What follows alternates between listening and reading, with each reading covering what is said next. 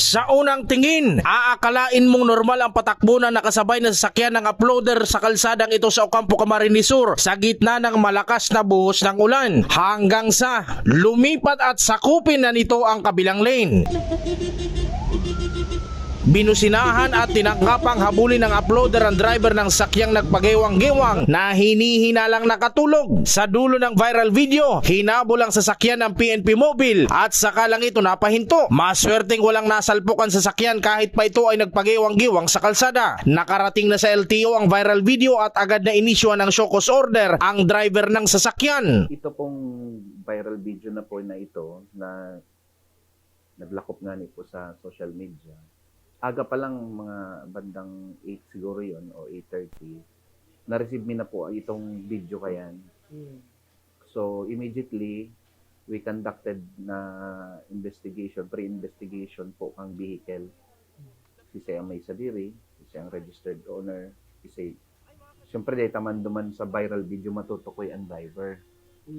Kasi hindi man nahiling, may man kitang kapot katong license. Immediately po forwarded yan sa Samuyang Investigation and Intelligence Unit. Sinda po ang nag-process and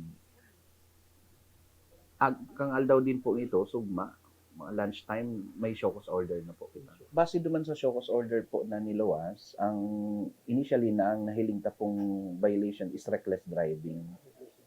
Kasi nag-counter, counter flow.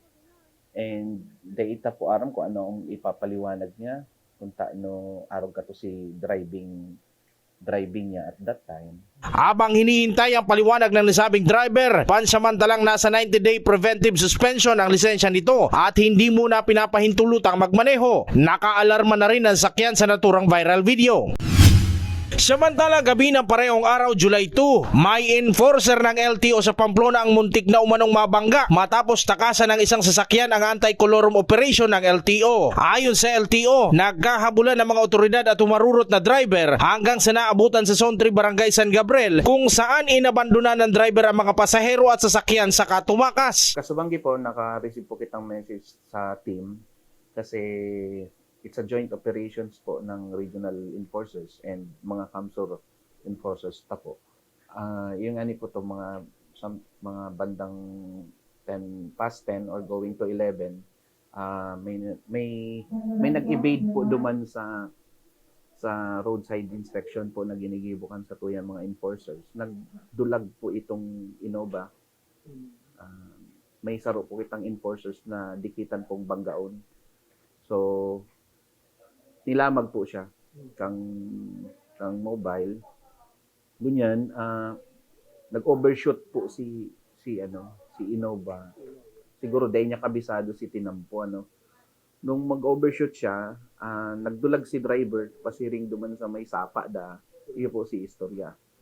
So ang naabutan po ninda is the co-driver and itong mga passengers po na haling bula na mga pa-Manila. Ang ginibo po dahil pagdulagan si driver, kinuha si susi, binarayaan gabos, nag-call na po kita ng PNP to assist po itong team at the same time, i-document itong pangyayari. And upon documentation po, admittedly, kan mga gabos ng pasahero duman na kolorum nga talaga.